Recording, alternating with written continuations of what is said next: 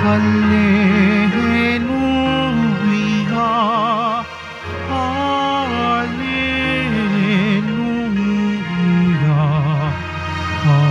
Hallelujah, Hallelujah, Hallelujah.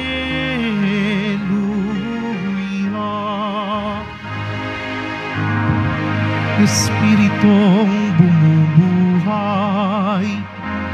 ang salita mo may kapal, buhay mo ang tinataglay. Hallelujah, Hallelujah, Hallelujah, Hallelujah.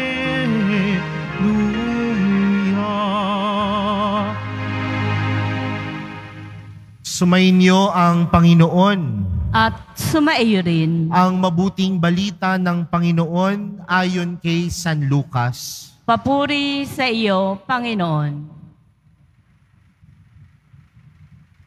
Noong panahong iyon, sinabi ng Panginoon, sa ano ko nga ihahambing ang mga tao ngayon? At ano ang nakakatulad nila? Katulad sila ng mga batang nakaupo sa plaza at sumisigaw sa kanilang mga kalaro. Tinugtugan namin kayo ng plauta, ngunit hindi kayo sumayaw. Nanambitan kami, ngunit hindi kayo tumangis. Sapagkat naparito si Juan Bautista na nag-aayuno at hindi umiinom ng alak, at sinasabi ninyo, inaalihan siya ng demonyo. Naparito naman ang Anak ng Tao na kumakain at uminom tulad ng iba, at sinasabi ninyo, masdan ninyo ang taong ito, matakaw at maglalasing, kaibigan ng mga publikano at ng mga makasalanan. Gayunman, ang karunungan ng Diyos ay napatutunayang matuwid sa pamamagitan ng kanyang mga anak.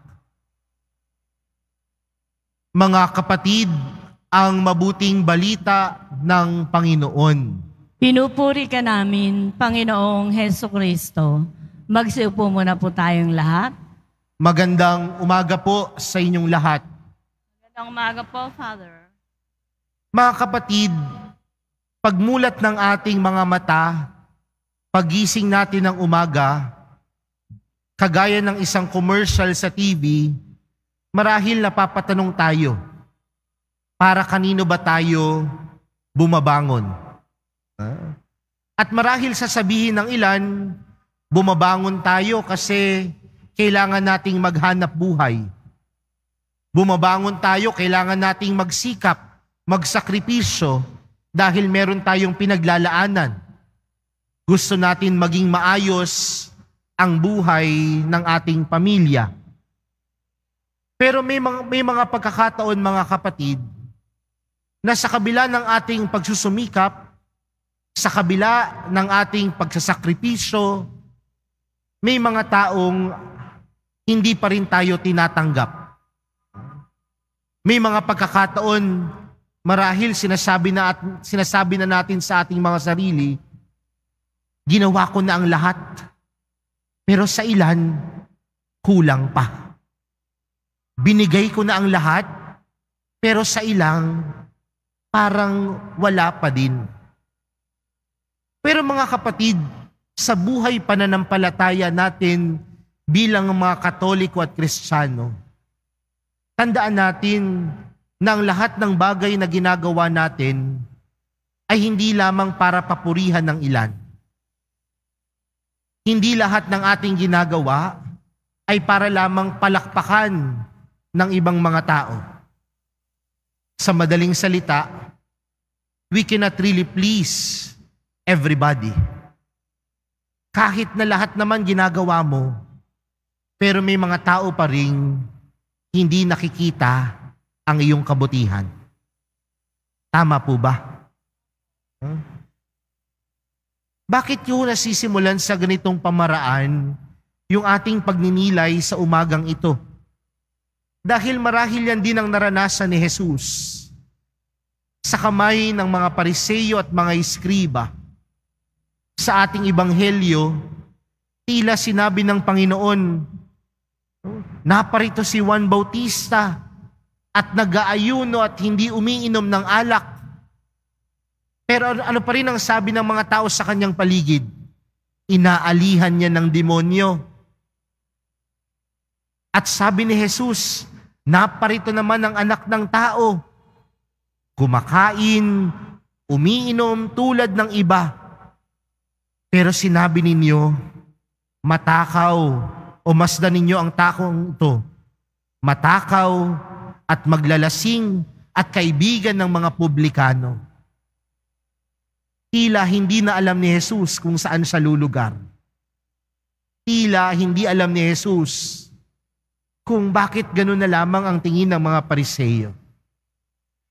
Pero isang bagay ang malinaw kay Jesus. Sa kabila ng pagtutuligsa, sa kabila ng mga pangit na tingin ng mga tao sa kanyang paligid, huminto ba siya? Hindi. Dahil alam niya na hindi naman niya kailangan ng papuri ng ibang tao. Dahil ang mas higit at mas mahalaga para kay Jesus ay ang gumawa ng mabuti para sa Diyos. Mga kapatid, ito po ang isang bagay na tila nakakalimutan ng mundo. Sa mundo natin ngayon, kung sino pa ang mali, yun ang pinupuri. Kung sino pa ang mali, yun pa ang pinapalakpakan.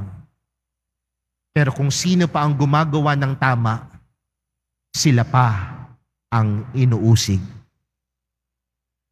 Kaya mga kapatid, tandaan natin, kagaya ng mahal na pong Jesus Nazareno, huwag tayong matakot gumawa ng mabuti at tama. Huwag tayong matakot gumawa ng naayon sa Diyos. Huwag tayong matakot na tuligsain ng mga tao sa ating paligid dahil gumagawa tayo ng mga bagay na nanaayon sa Diyos. Dahil sa bandang huli, we cannot really please everybody. Pero tandaan natin, ang lahat ng bagay na ating ginagawa, dapat laging nagbibigay papuri sa Diyos. Bakit nga ba tayo bumabangon tuwing umaga? Hindi lamang upang tayo ay maghanap buhay. Bumabangon tayo tuwing umaga dahil gusto nating magpasalamat at magpuri sa Diyos sa lahat ng kabutihan, pagmamahal at awang kanyang pinagkakaloob sa atin. Tandaan natin mga kapatid, si Jesus sa kabila ng pagtutuligsa sa kanya, hindi natakot, hindi huminto na gumawa ng mabuti at tama.